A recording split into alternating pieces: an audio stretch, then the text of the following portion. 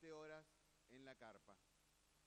Tanto en este salón, donde se van a hacer las preguntas que quedaron pendientes, como en el otro, en el Salón Pacífico A, donde la doctora Yada Dorolán va a terminar de presentar el CD.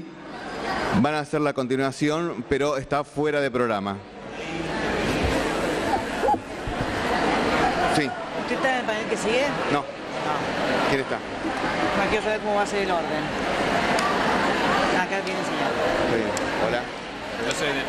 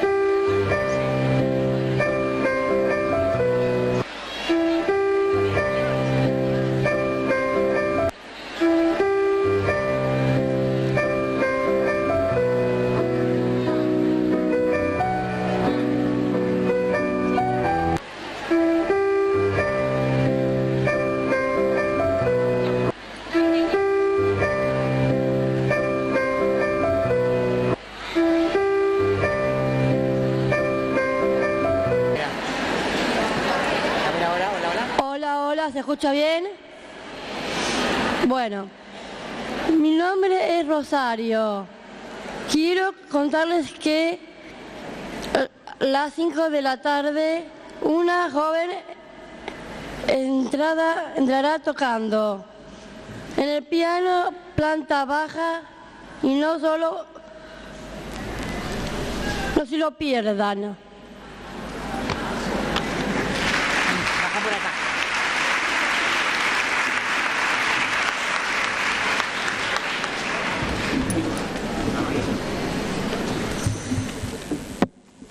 Hola, buenas tardes, ¿cómo están todos? Bueno, buenos días, me llamo Dominique Paula Cantor. Quiero contarles que este panel se hablará sobre la resistencia y las noticias. La coordinadora es la señora María Eugenia Laola. Muchas gracias por todo.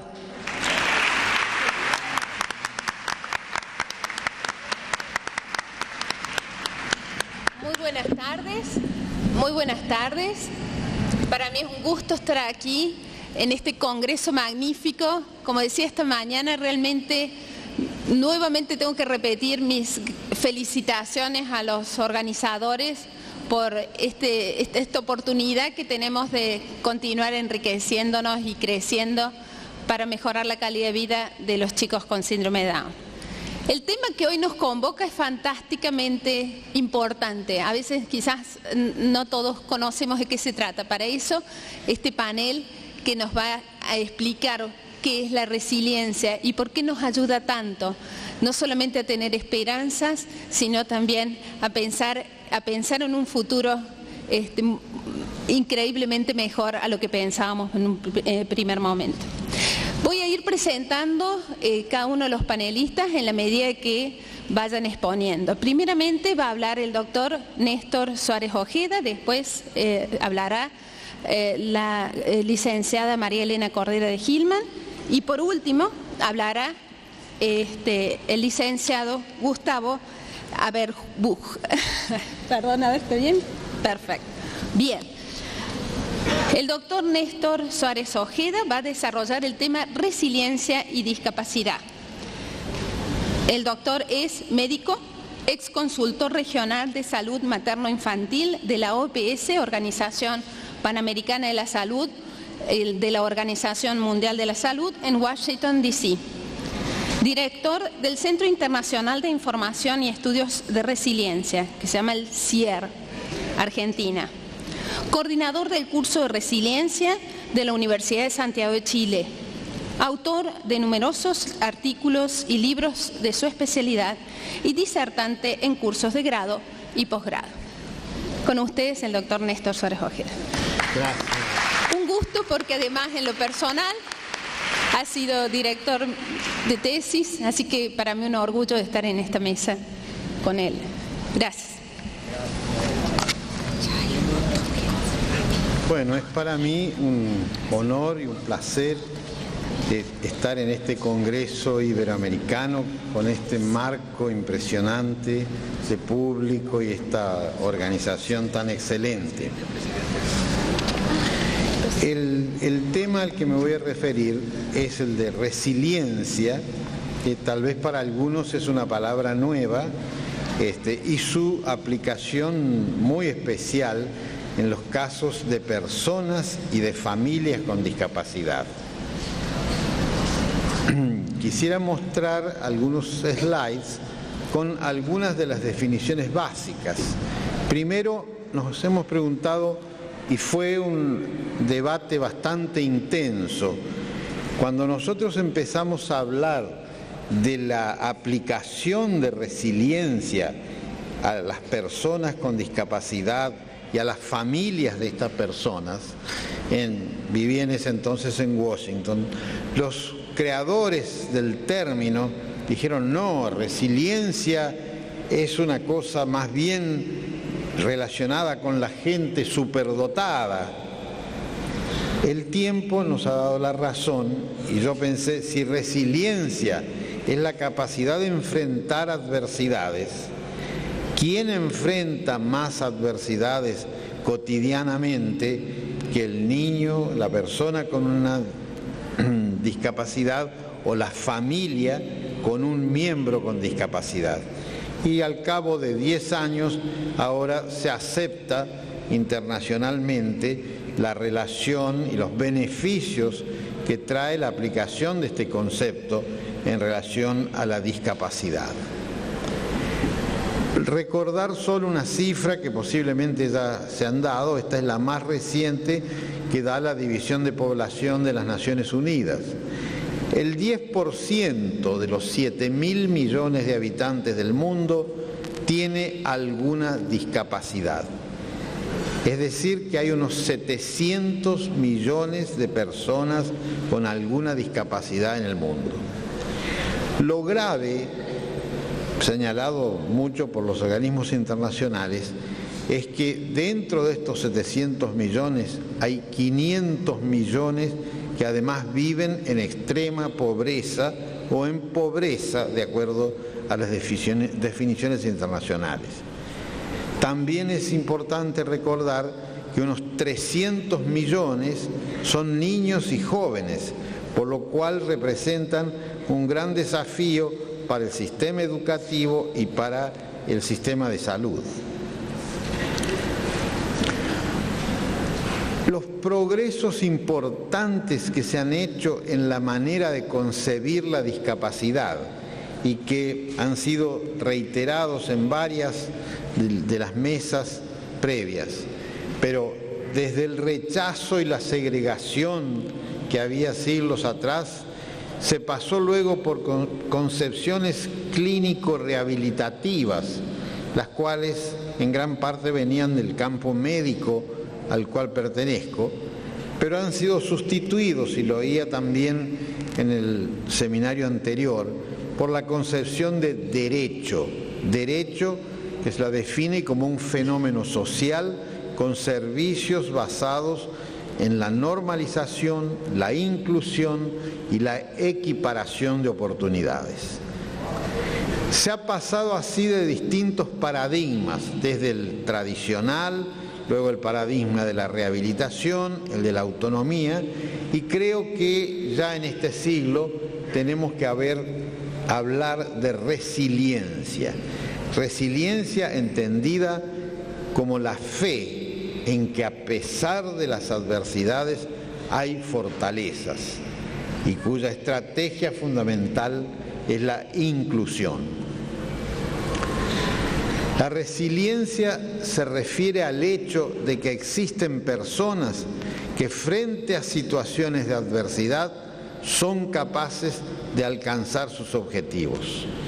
No importa las limitaciones a veces con que se nacen o que se adquieren, pero pese a esas limitaciones y a veces utilizando la fuerza que surge de esa adversidad, se puede llegar a ser un ser totalmente realizado. La resiliencia entonces está basada en la aceptación de las posibilidades y el optimismo con que se visualiza al otro. En ese sentido, un gran autor alemán nos dice que resiliencia es un optimismo realista, es un optimismo que trabaja con las fortalezas posibles de la gente. Y esto es, creo, nuestro deber cuando trabajamos en este tema. Como hoy nos íbamos a referir a la noticia, que luego va a ser desarrollado más por el licenciado Averbuch, es importante reconocer la etapa que casi todos hemos vivido, de que la discapacidad puede ser anticipada, y cada vez la medicina nos ofrece más recursos. El problema es más serio frente a la discapacidad imprevista y luego cuando es una discapacidad adquirida, que implica todo un cambio y un reajuste de la vida. La discapacidad imprevista y la interrupción del proceso de apego tan fundamental en el desarrollo de la personalidad, que devenía de la representación fetal, puede llevar, lo sabemos todos, a veces a actitudes sobreprotectoras o actitudes de duelo. En ese caso, la familia tiene que actuar como un sistema y tener reacciones de aceptación positiva, constructivas. Recordamos en el pasado, y yo lo vivo, soy hombre del interior de Argentina y he visto mucho en mi provincia, esta actitud de secreto o de vergüenza frente a la discapacidad. Es algo que debemos erradicar. Y en ese sentido, uno de los grandes investigadores en desarrollo humano, Fonagy, nos dice: la historia no es un destino. Una persona con o sin discapacidad constituye una posibilidad. Y eso es muy importante retenerlo. Discapacidades y oportunidades, una propuesta integral. Con frecuencia, la presencia de un familiar discapacitado provoca una dinámica estresante que se manifiesta en las diversas actividades de la familia. No es suficiente, y esto lo digo como médico y pediatra y salubrista, no es suficiente tratar al niño, se requiere una visión integral. Y esto es posiblemente uno de los avances que se han hecho en décadas recientes. Es importante tener en cuenta el marco familiar, el establecimiento de relaciones de confianza y amor entre todos los participantes de la familia. Toda la familia debe enfrentar la adversidad y hacerse más competente. Generalmente en todas las familias aparece un cuidador protagónico. Habitualmente es la madre. Hoy hemos hablado con muchas madres acá, sabemos este rol protagónico que asume y que implica, por un lado, un rol agregado y un aumento del estrés que es en toda la vida. Pero por otro lado, y esto basado en resiliencia, se puede decir que la presencia del hijo discapacitado, de la persona discapacitada en la familia, nos va a dar un sentido de vida. Esto tan importante en toda la formación del ser humano.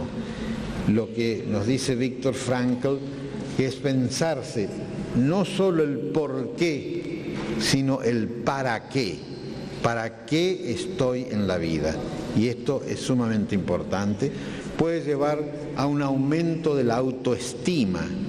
Al tomar esta labor de cuidado como un desafío, y los profesionales sobre todo tenemos que cumplir un gran rol de información sobre la discapacidad y su pronóstico.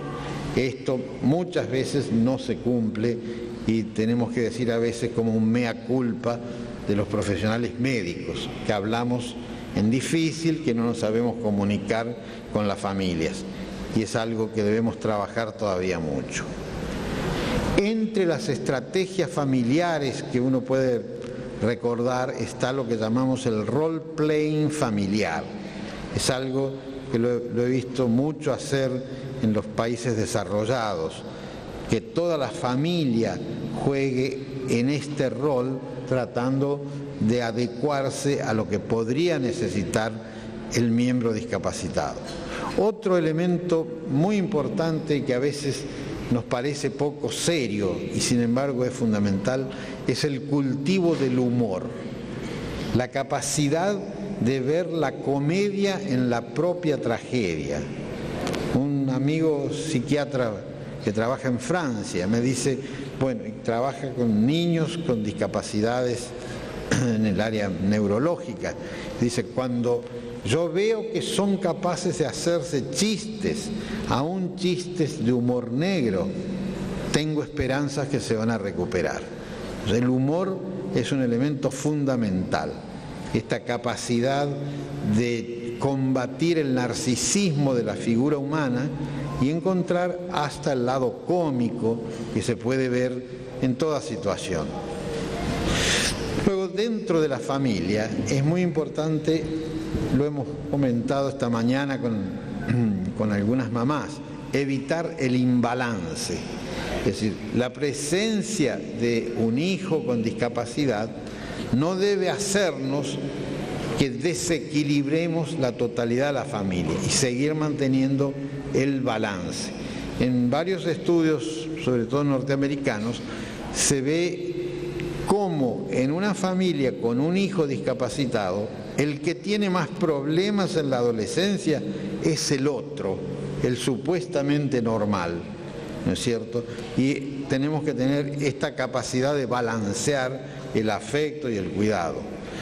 No caer en la sobreprotección y también estar alertas de la manipulación.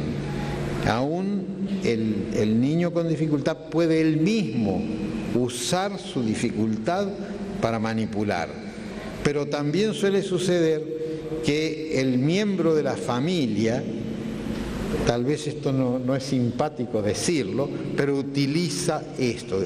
Dice, no, Pedrito quiere ir a la montaña, y en realidad el que está transmitiendo ese deseo es el papá o la mamá que lo están transmitiendo. Entonces hay que tener mucho cuidado con la manipulación.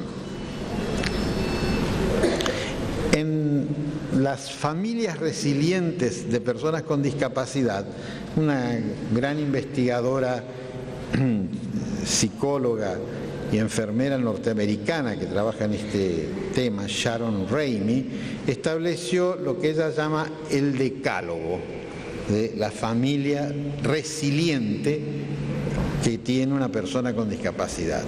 Uno de los elementos esenciales es la participación de ambos padres en todo el proceso. Ayer hablaba con una madre y me decía que cuando ella iba al centro de salud con su marido y además con el otro hijo, decían: qué raro, qué extraño, usted es la única que se trae toda la familia. Y esto debiera ser mucho más generalizado. Otro elemento es el sentido de esperanza, algo que hace que una familia lleve adelante su propia familia y la identidad de su hijo, es el sentido de esperanza. Pensar que siempre va a haber una superación. Importante, y acá lo vemos en el rol que hacen las numerosas ONGs y entidades que asocian a las mamás, es la sensación de no estar aislados, de que hay otra gente que está como nosotros y que comparte nuestros problemas. Compromiso de buscar mejorar la calidad de vida del niño. Esto debe estar por encima de todo. Y también evitar la culpa, que a veces se dicen los padres, ¿no es cierto?, o el resentimiento, es decir, ¿por qué me pasó a mí? Lo que dice Viktor Frankl es ¿para qué me pasó a mí? Preguntarse más que por qué, ¿no? Otras características que menciona en el decálogo son la apertura y honestidad para conversar sobre el tema, tratar el tema. Relaciones positivas con profesionales y maestros. Esto es esencial. Aquí hemos escuchado muchas veces la queja justificada de los profesionales poco sensibles, apresurados, de los maestros. Muchas veces el sistema educativo es muy reaccional a la situación de las personas con discapacidad. Y esto sabemos que en Argentina, en muchos lugares, todavía no se ha logrado esta actitud de aceptación para la integración y la inclusión. La valoración del niño, con sus dificultades, con sus limitaciones, este niño tiene un valor especial como ser humano y tiene fortalezas. Y otra característica de estas familias que han salido a flote y han ido adelante es buena voluntad para intentar cambios o nuevos caminos. Esto es lo que se llama el decálogo de la familia resiliente. Un concepto un poquito más elaborado es lo que se llama oxímoron. Un gran escritor francés, psiquiatra, psicoanalista, Boris Cyrulnik, usa este término tomándolo de la literatura, que es cuando en literatura se usan términos que son antónimos en realidad. Él cita, por ejemplo, cuando un autor dice la oscura claridad de los cielos de Francia, ¿no es cierto? Oscura claridad, pareciera una contradicción, pero uno entiende, y los que hemos visto estos cielos entendemos lo que quiere decir, cómo tiene ese brillo especial a veces que toma el cielo. Entonces, refiriéndose a estas situaciones, Cyrulnik habla de merveilleux malheur, el maravilloso dolor, la maravillosa desgracia.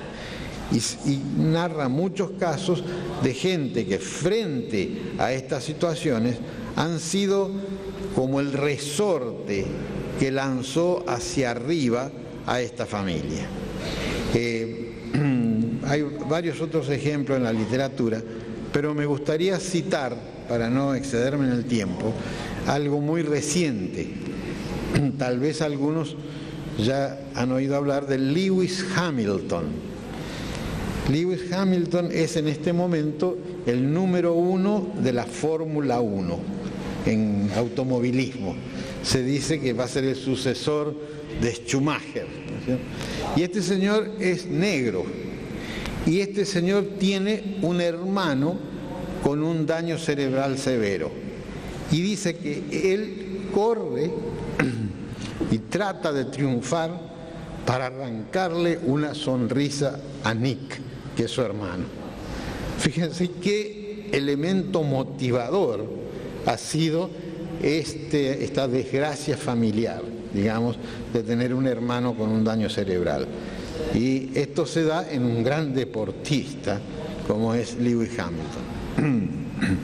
También este tipo de oxímoron familiar se ha citado, creo, en alguna presentación previa que se ha hecho acá, cuando se habló de las familias de niños con multidéficit en Los Ángeles, que es en el sur de Chile.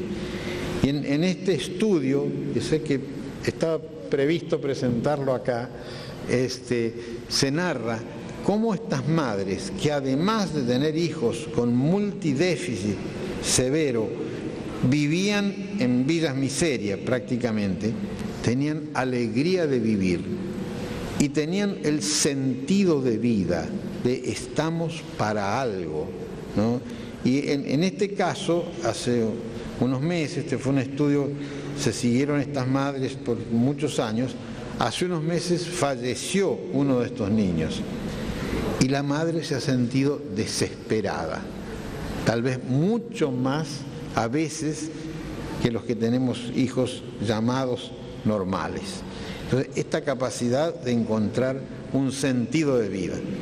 También hemos hecho estudios con lesionados medulares y cómo se han recuperado y cómo a veces han sido el elemento nucleador de la familia. También este estudio lo hemos hecho con una institución de Chile, donde trabajamos a menudo, y que nos ha mostrado que el lesionado medular institucionalizado se recupera muy lentamente.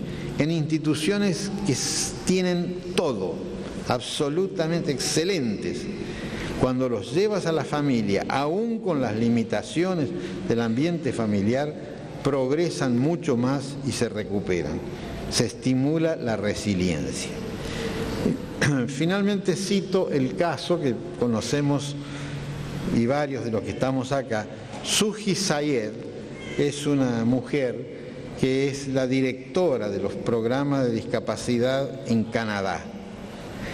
Esta mujer es una hindú de religión maometana, cuyo destino era estar en la cocina con un velo, pero cuando tuvo 2 hijos con discapacidad dijo, yo tengo que salir a luchar por ellos. Y esta mujer ha hecho toda una carrera, incluso en la política, a partir de esta aparente o real desgracia a la que ha superado. Y hace 2 años vimos en Noruega uno de sus hijos dando clase, cómo se había recuperado su experiencia maravillosa, con limitaciones de motilidad y demás, pero realmente fue maravilloso verlo. Es decir, estos son los casos que yo llamo de oxímoron familiar, donde la desgracia gatilló un mayor desarrollo familiar, en este caso de la madre. Y también recuerdo dentro de esto la maravillosa poesía de Borges. Ustedes saben que Borges deseó toda la vida ser director de la Biblioteca Nacional. Y cuando llega a este cargo estaba ciego.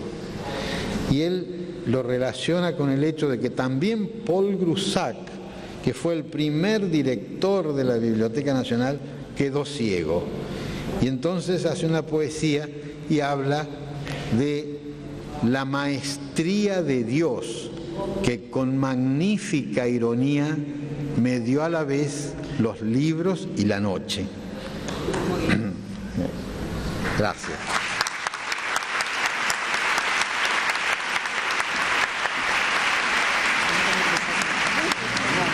Muchas gracias, Néstor. Bueno, ahora va a hablar la licenciada María Elena Cordera de Gilman sobre el tema Nacimiento y Resiliencia Familiar.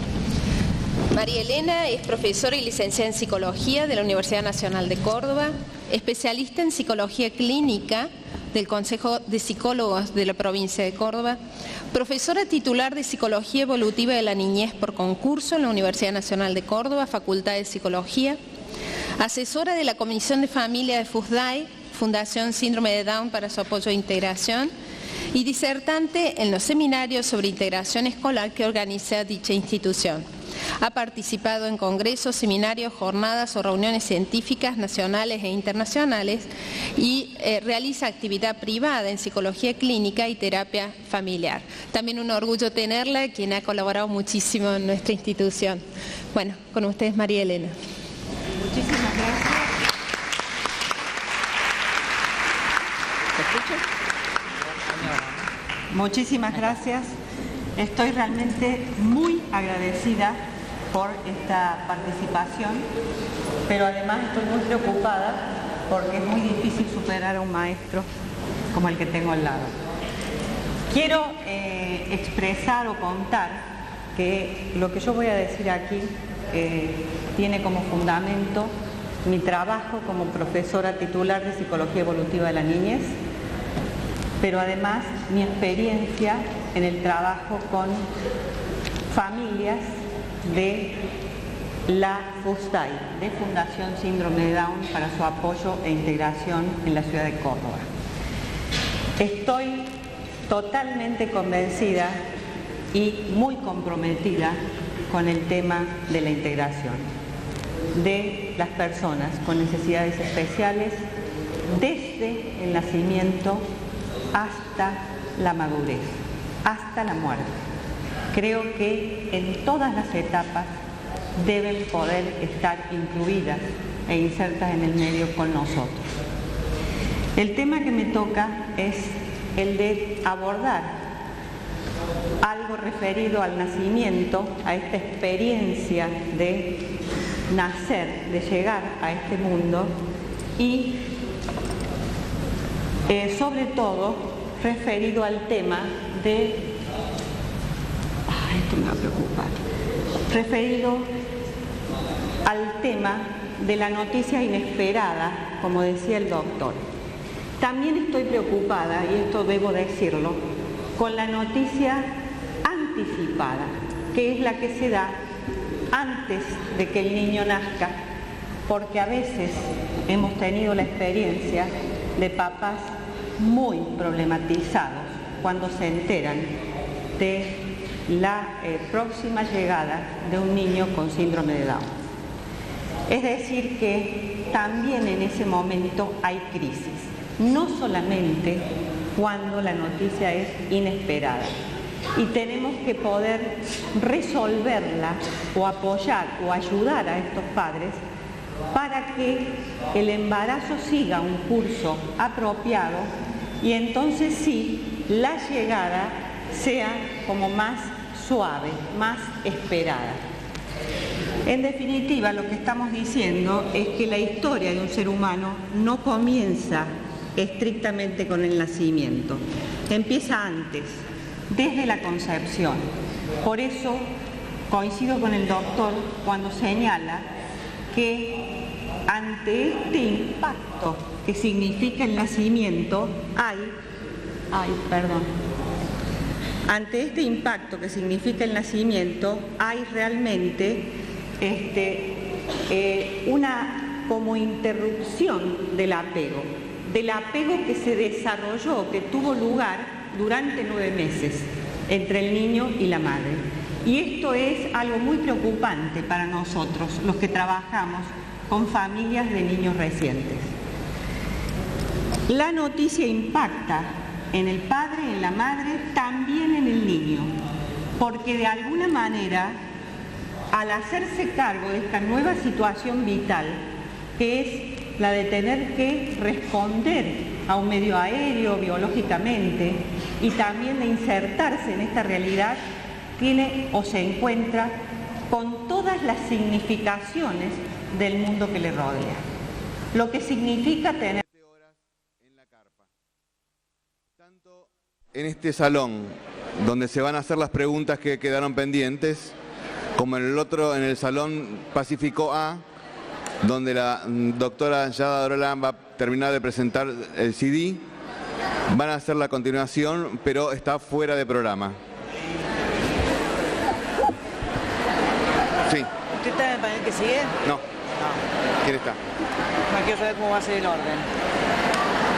Acá viene el señor. Muy bien. Hola. Yo soy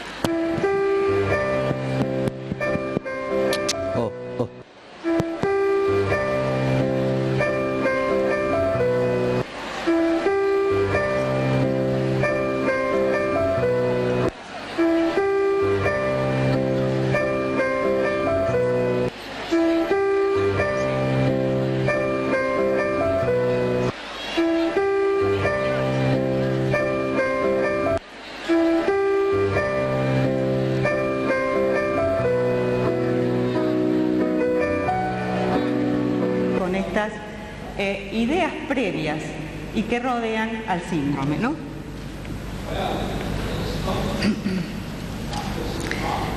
En este sentido, decimos que lo más importante, la necesidad más importante que tiene el niño tanto en este salón, donde se van a hacer las preguntas que quedaron pendientes, como en el otro, en el Salón Pacífico A, donde la doctora Yada Dorolán va a terminar de presentar el CD, van a hacer la continuación, pero está fuera de programa. Sí. ¿Usted está en el panel que sigue? No. ¿Quién está? No quiero saber cómo va a ser el orden. Acá viene el señor. Muy bien. Hola. Yo soy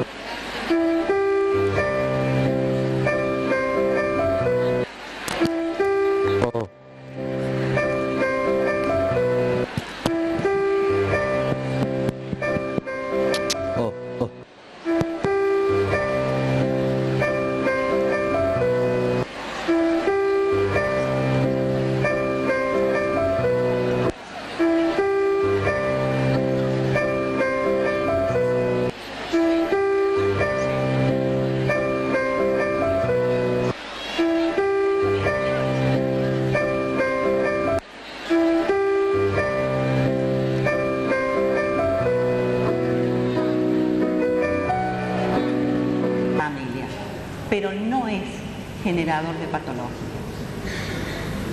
¿Qué quiero decir con esto? No es causa de patología. No podemos cargar a este niño con la patología de la familia. Él pudo ser quizás la gota que sirvió para que desbordara el vaso. Pero esta familia que realmente se desordena, se patologiza a partir de estos hechos, es porque traía ya una patología previa. Entonces, tenemos que apuntar a apoyar las fortalezas de la familia. El impacto, la crisis, la ruptura que se genera son factores de riesgo. Debemos tenerlo muy claro, ¿no es cierto? Pero también tenemos claro que a mayor posibilidad de recuperación de los padres del impacto inicial, mayor posibilidad de establecimiento de un vínculo adecuado con el hijo y un avance más posible, un mejor pronóstico del avance del desarrollo hacia la persona del niño, del reconocimiento de este chico como un sujeto de deseos.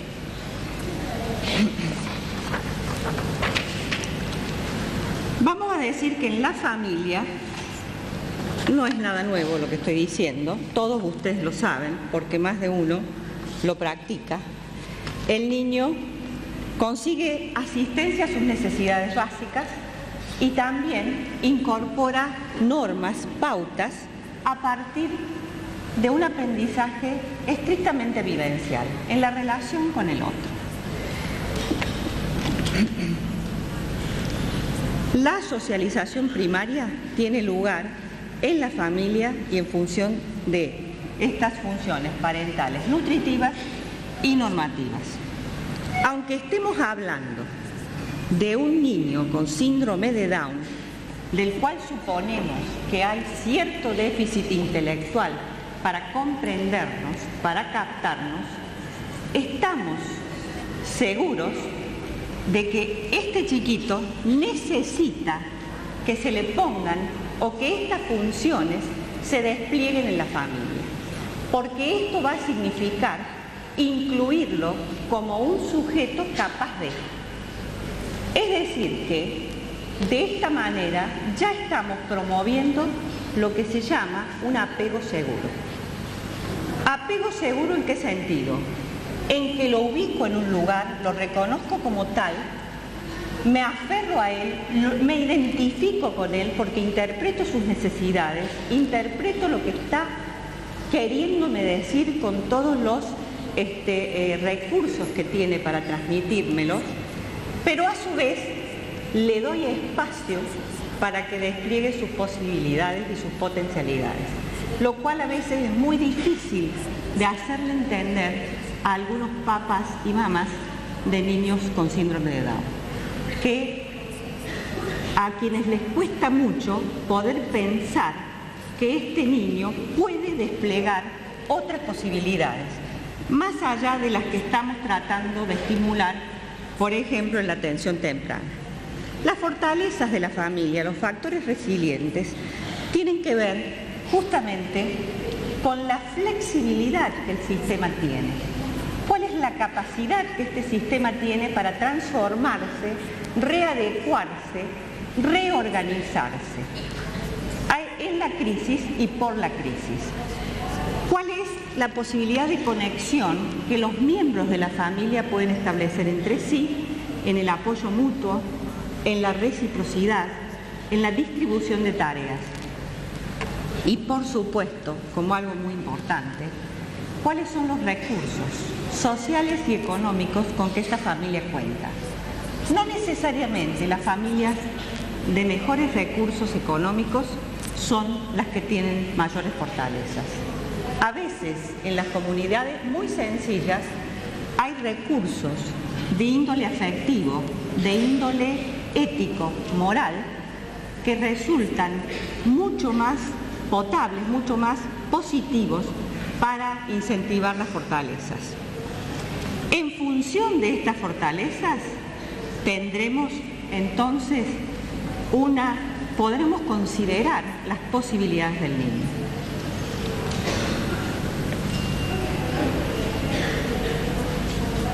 Aquí les pongo algo como para distendernos un poco. ¿Qué es una expresión? ¿Cuánto me falta? ¿Qué es una expresión de Mafalda? Uso mucho a Mafalda, es un personaje que me sirve muchísimo para ejemplificar y además es muy fresco, ¿no? Dice, me preguntan cómo, siendo yo tan pesimista en un problema tan grave como el de la paz, creo todavía en los Reyes Magos. Melchor, Gaspar y Baltasar existen porque me lo dijo mi papá y yo le creo. Esto para mí es fundamental y es fundante. Creer en el padre, creer en la madre, es decir, confianza. Pero fíjense, dice, en cambio, sobre la paz, tengo todos los días pruebas de que por ahora es un cuento. Y acá dice, después está la tira, a ver si la volvemos a ver.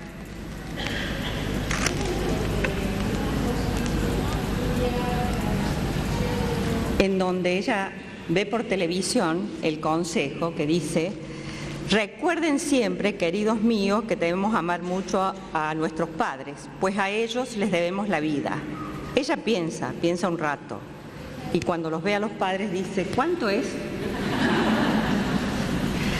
Bueno, esto es simplemente para distendernos un poco, pero creo que el sentimiento de confianza básico que la familia puede promover es fundante de toda capacidad resiliente posterior. Entonces, desde acá y desde mi posición como miembro de la Comisión de Familia de FUSDAI, considero que todo el recorrido que la familia realiza desde el nacimiento hasta la inclusión de sus hijos implica en sí mismo un verdadero proceso resiliente. Toda vez que logre, en relación a los sistemas de valores y creencias, dotar de sentido a la adversidad. He tomado para esto las consideraciones de Walsh. Brindar una perspectiva positiva y rescatar los valores implícitos. Cuando yo revisaba esto esta mañana, llegaba a una conclusión a partir de haber participado ayer de algunas exposiciones de este congreso.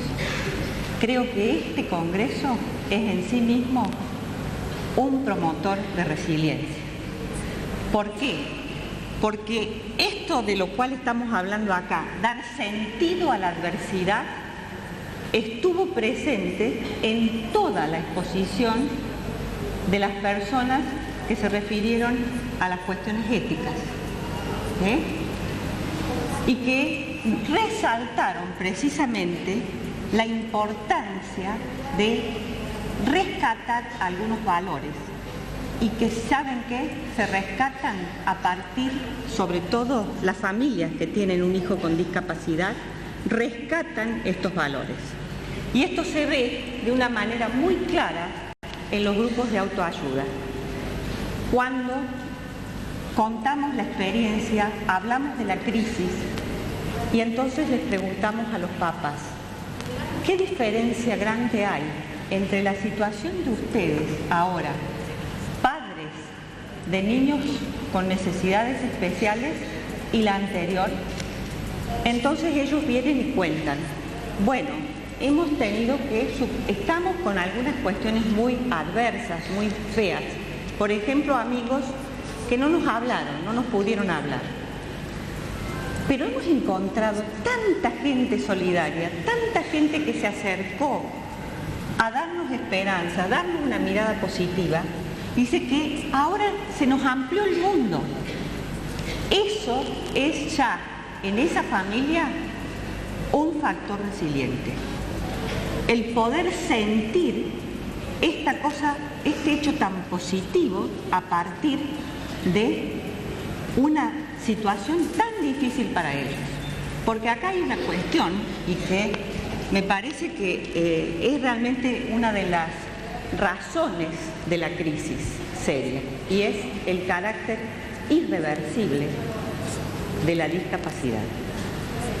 Entonces, sabemos que no hay vuelta para esto, pero qué importante es poder ver cuánto podemos hacer por esto, las posibilidades que tenemos frente a esto. Entonces, estas familias rescatan los valores, se vuelven a encontrar con ellos.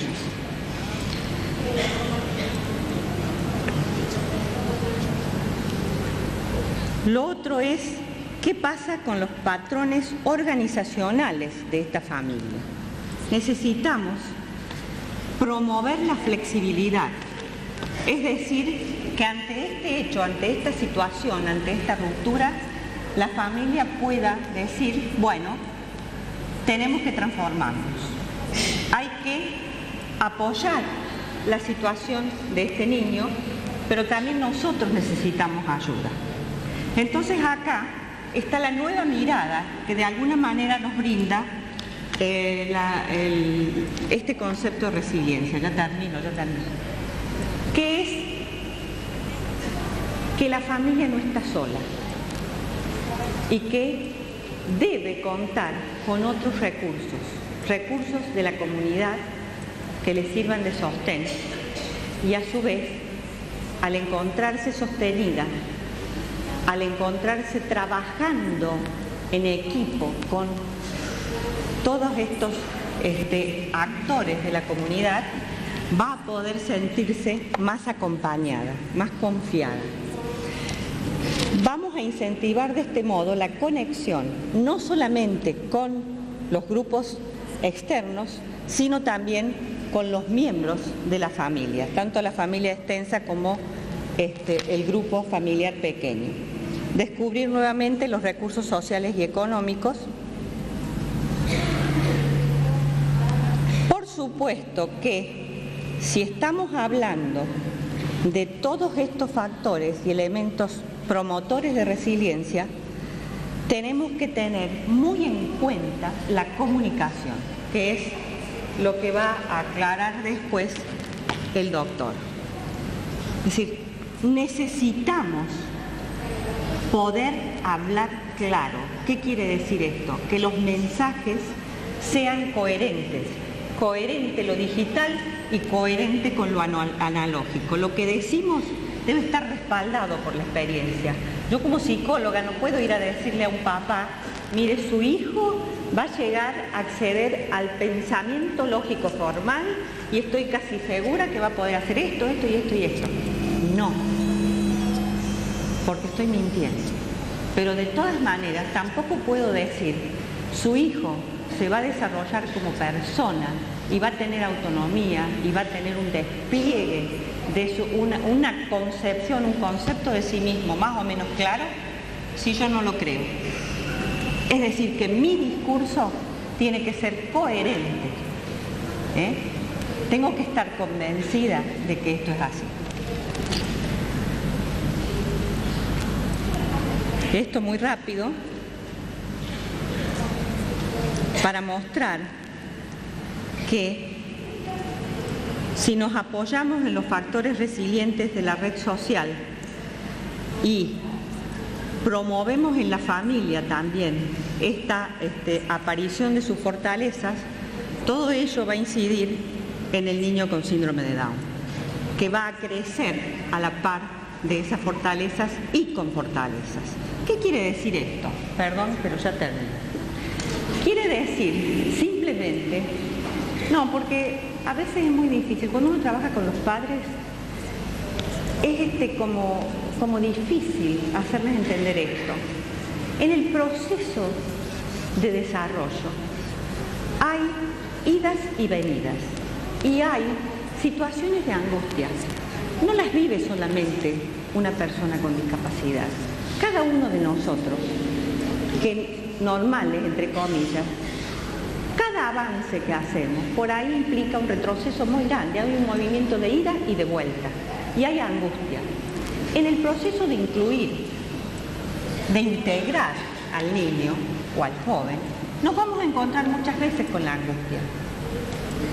Y vamos a tener que sostener esa angustia para que él vaya resolviendo, sacando de sí todo lo bueno que tiene, la autoestima que nosotros también hemos conseguido que él vaya consiguiendo, para aceptarse como una persona con necesidades especiales, para aceptarse como es, como persona. Entonces, por eso es tan importante que se pueda dar esto, de trabajar siempre en conexión, en red, para que nos vayamos autososteniendo y encontrando estas fortalezas. Una familia confiable y saludable dará lugar a un niño confiado, seguro y con autoestima.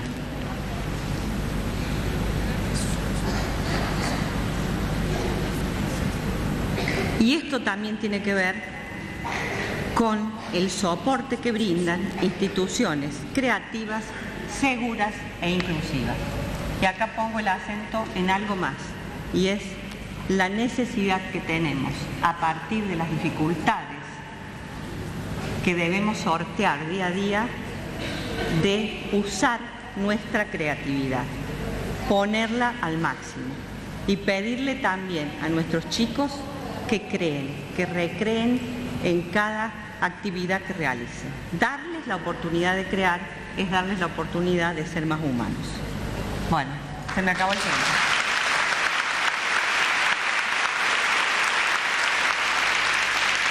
Elena, ahora continúa el licenciado Gustavo Arbebuch.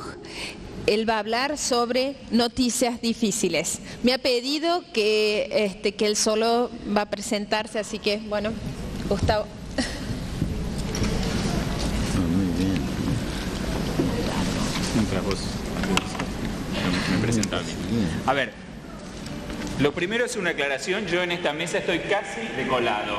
Uno, no vengo de Córdoba, no trabajo por la gente de Fundai y además no me dedico a la psicología, me dedico a la comunicación. Digo casi porque por mi experiencia de vida soy una persona resiliente.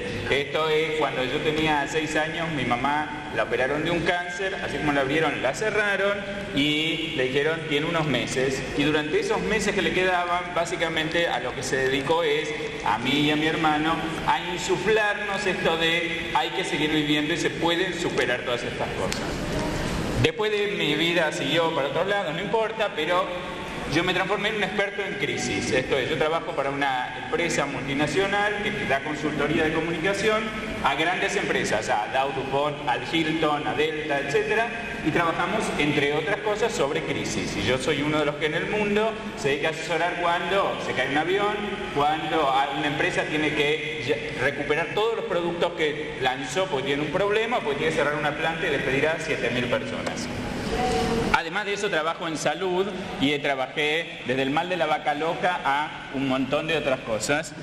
Y está comprobado que los expertos de crisis o las personas que más capacitadas están para enfrentar las crisis tienen aspectos muy fuertes de resiliencia. Esto es una de las derivaciones que no le tocan al doctor hoy, pero que tienen que ver con resiliencia. Y se sorprenderían ustedes de cómo cuando hay una crisis, muchas veces no es el presidente de la empresa el más capacitado para llevarla adelante, sino un alguien que tiene la fuerza de liderazgo para decir vamos a salir de esto, de alguna manera, y nadie sale indemne. Esto es, esperen que vamos a la pantalla, el porqué. Mi presentación se llama Tsunami, cómo dar noticias que cambian la vida. Esto es, como en un tsunami, esperen que voy a agarrar así, denominamos estas noticias, son noticias que le cambian la vida a la gente, de alguna manera.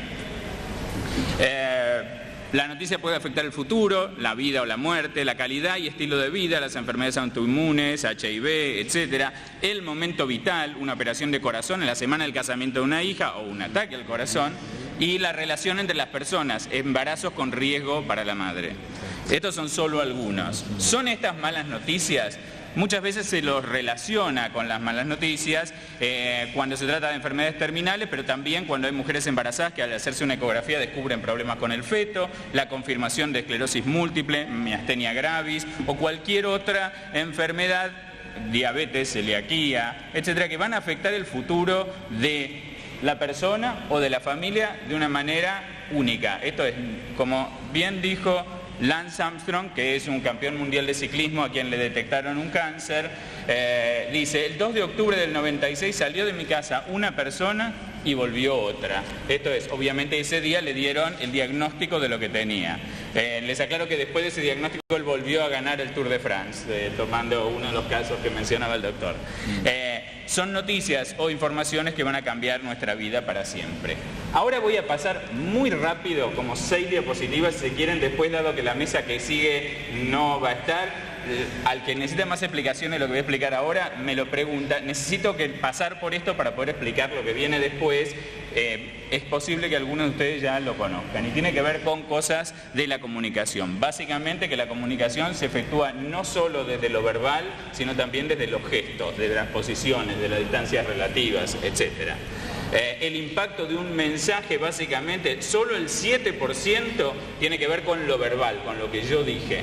Todo el resto tiene que ver con el tono, con el lenguaje no verbal, con lo corporal, etc. Los canales, de vuelta, son verbales y no verbales.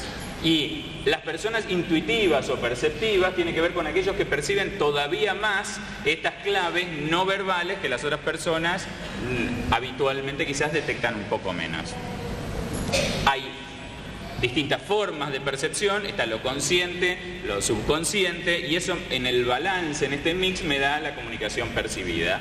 Y básicamente hay sistemas de percepción. Este que puse yo es solo un ejemplo, tiene que ver con lo que algunos de ustedes conocerán como PNL, y básicamente dice que hay personas que son visuales, hay personas que son auditivas, hay personas que son kinestésicas. ¿Qué quiere decir esto? Básicamente, los visuales, una de sus mayores formas de entender, de ver, es ver. Los auditivos tienen que ver con los sonidos, con lo que yo les digo. Los kinestésicos con las sensaciones, con las emociones, con cómo yo me muevo, con el olfato y el gusto.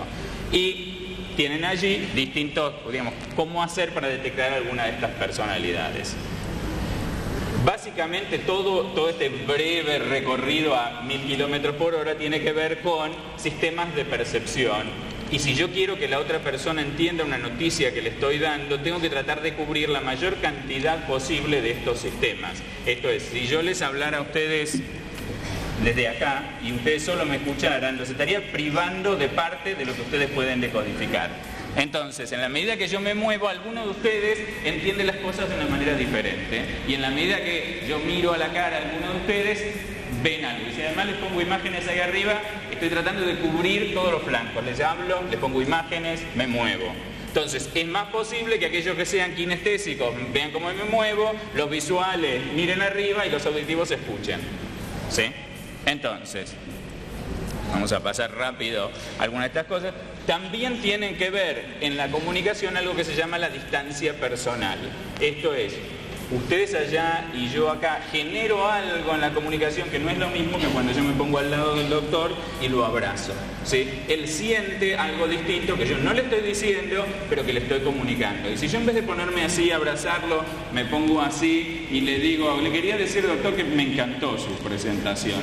Lo que estoy transmitiendo no es lo mismo que decirle, doctor, me encantó su presentación. ¿Ok? Entonces, hay algunas de todas estas cosas que hay que tener en cuenta cuando uno da este tipo de noticias. Comunicación en momentos críticos. Y acá voy a empezar a hablar un poquito más despacio. Hay 4 teorías básicas que tienen que ver con esta comunicación en momentos críticos. Teoría número 1, la teoría de la determinación de confianza. Esto es, cuando alguna de las personas está en un momento crítico, desconfía naturalmente de lo que el otro le está diciendo. Esta desconfianza los pone molestos. Entonces, si quien emite este mensaje es confiable, disminuye mi resistencia a escuchar lo que está diciendo. Esto es, voy a dar un ejemplo que pasó hoy. Cuando la licenciada Yadarola dijo, y les quiero presentar, además él fue mi padrino de tesis, inmediatamente todos ustedes subieron 4 grados la confiabilidad que tenía el doctor, porque dijeron, si fue el padrino de tesis, algo debe saber, ¿ok? Entonces, eso incrementa, y si ella hubiera dicho, y la verdad es que lo conocí hoy y no sé, nunca leí nada de él, pero bueno, acá está presentando, es posible que ustedes inmediatamente bajen 3 grados. Teoría de la percepción del riesgo.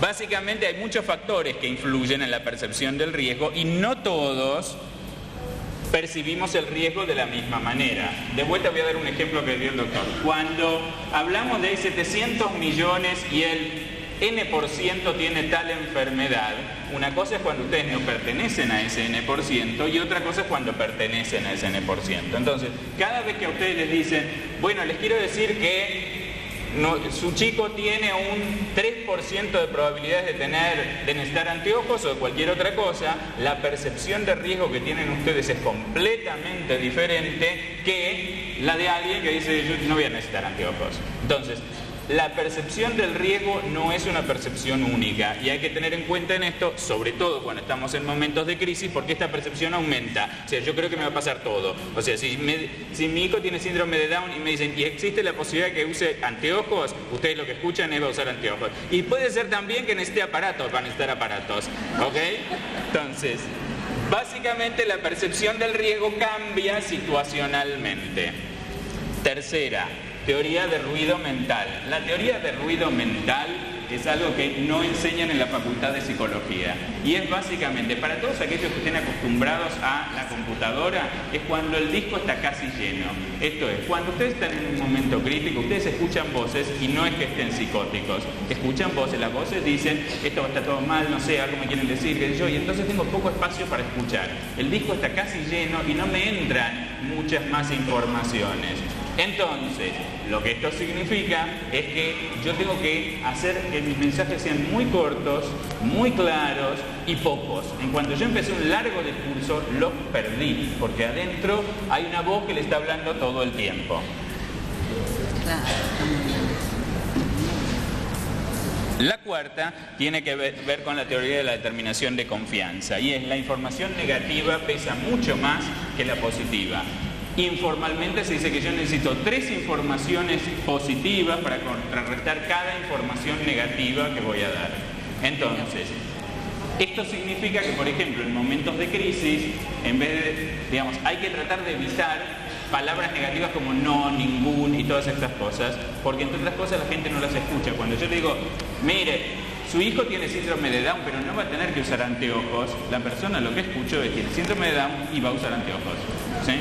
Porque estoy repitiendo conceptos negativos. En el mismo sentido, hay que evitar repetir los negativos. Esto es, la doctora dice, bueno, no va a tener problemas. Y yo digo, no va a tener problemas, estoy repitiendo lo negativo. Mientras que yo podría trasladar esa misma frase a positivo. ¿Ok? Entonces, cuando yo estoy comunicándome en un momento crítico, tengo que evitar repetir los negativos y transformar esas frases en positivo. Esto va a ser un ejercicio súper rápido, pero les voy a pedir a todos los padres que tengan chicos con síndrome de Down que, por favor, piensen cuándo se los dijeron, sea durante el parto, sea en el momento que hicieron un análisis, piensen por un segundo quién se los dijo. Esto fue su